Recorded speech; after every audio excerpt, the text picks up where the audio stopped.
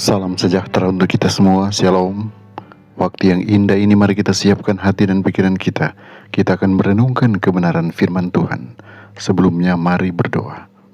Bapa di sorga, terima kasih untuk waktu yang indah di mana Engkau berikan bagi kami untuk belajar firman, meteraikan setiap firman, dan biarlah ini berikan kekuatan iman bagi kami. Di dalam nama Yesus, amin. Renungan hari ini berjudul Roh Orang Farisi. Ayat inti Amsal 20 ayat yang ketiga, terhormatlah seseorang jika ia menjauhi perbantahan. Ellen White melihat pada awal pertemuan di Minneapolis suatu roh yang membebani dirinya, suatu sikap di antara sesama pemimpin dan pendeta yang belum pernah ia lihat sebelumnya. Ia merasa terganggu karena roh itu sangat tidak sesuai dengan roh Yesus dan sangat bertentangan dengan roh yang seharusnya ditunjukkan terhadap satu sama lain. Ia kemudian menggambarkan sikap tersebut sebagai roh Minneapolis dan dalam konteks tertentu sebagai roh orang Farisi. Memahami sikap yang ditunjukkan di Minneapolis sangat penting untuk memahami dinamika pertemuan tahun 1888 dan sejarah Advent sesudahnya. Gambaran gabungan tentang roh Minneapolis sebagaimana dijelaskan oleh Ellen White memiliki beberapa karakteristik. Pertama, roh itu menampilkan sarkasme dan ejekan terhadap unsur-unsur pembaruan dalam denominasi. Beberapa orang misalnya menyebut Wagoner sebagai peliharaan Nyonya White.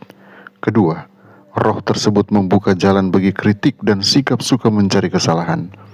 Ketiga, banyak orang menunjukkan prasangka, kebencian dan kecemburuan.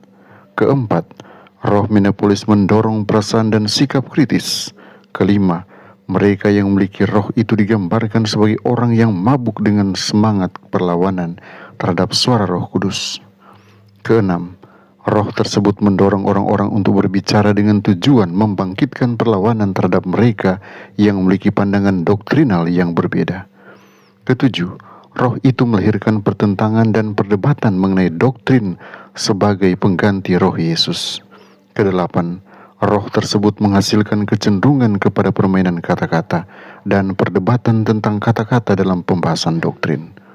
Singkatnya, roh yang ditunjukkan itu tidak sopan, tidak ramah, dan tidak seperti Kristus. Salah satu hal yang paling penting mengenai roh Minneapolis adalah bahwa roh tersebut justru muncul dalam keinginan untuk melindungi tonggak-tonggak doktrin Adventisme yang telah lama dipegang. Ellen White menyesalkan kenyataan bahwa perbedaan dalam penerapan beberapa bagian Alkitab membuat orang melupakan asas-asas keagamaan mereka.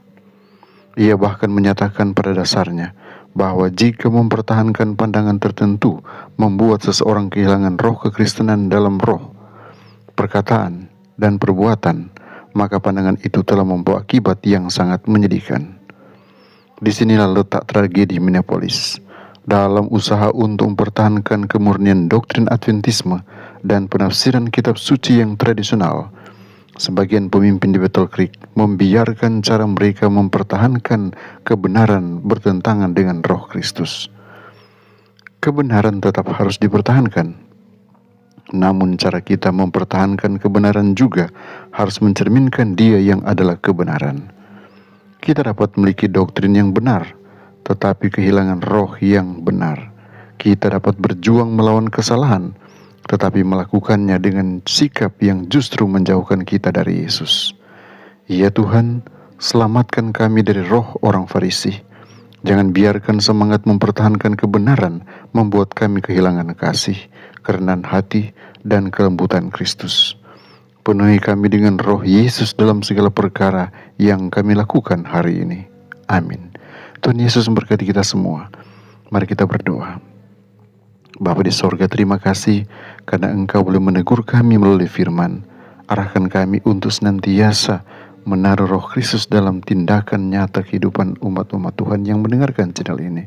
Dan kami menjadi Tuhan yang rendah hati, yang boleh melakukan tanggung jawab kami dengan sebaik-baiknya, dan kesuksesan kami boleh raih.